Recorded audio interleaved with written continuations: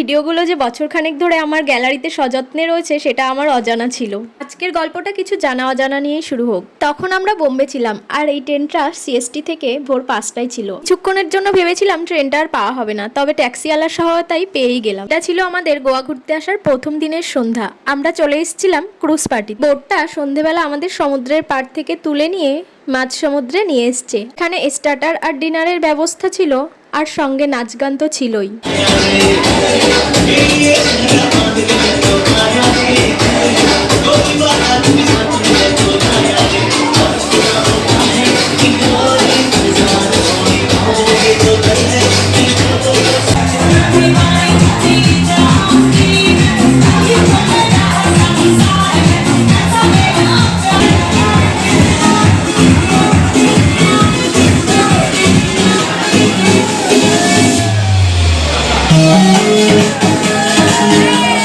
এটা ছিল second day. আমরা চলে এসেছিলাম ডোনাপালা ভিউ পয়েন্ট। জায়গাটা সত্যিই খুব সুন্দর, আর এখানে বলিউডের সিঙ্গাম সিনেমারও শুটিং করা হয়েছে।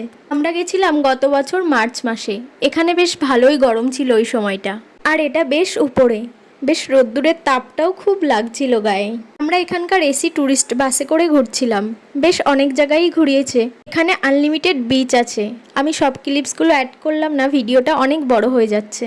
আমরা গোয়াতে মোট 4 দিন ছিলাম। এটা ছিল তৃতীয় দিনের কিছু ক্লিপস। এটা ছিল ক্যান্ডোলিন বিচ, এখানকার বিখ্যাত একটা বিচ। তো আগোডা ফোর্ট, যেটা 17শো শতাব্দীতে তৈরি এক পর্তুগিজ ফোর্ট ছিল। এখানে অনেক ভারতীয় স্বাধীনতা সংগ্রামী বন্দী ছিল। আপনাদের কারোর যদি এই ভিডিও সম্পর্কে কিছু জানার থাকে তাহলে আমাকে কমেন্ট করতে পারেন। This one hold a special place in my heart.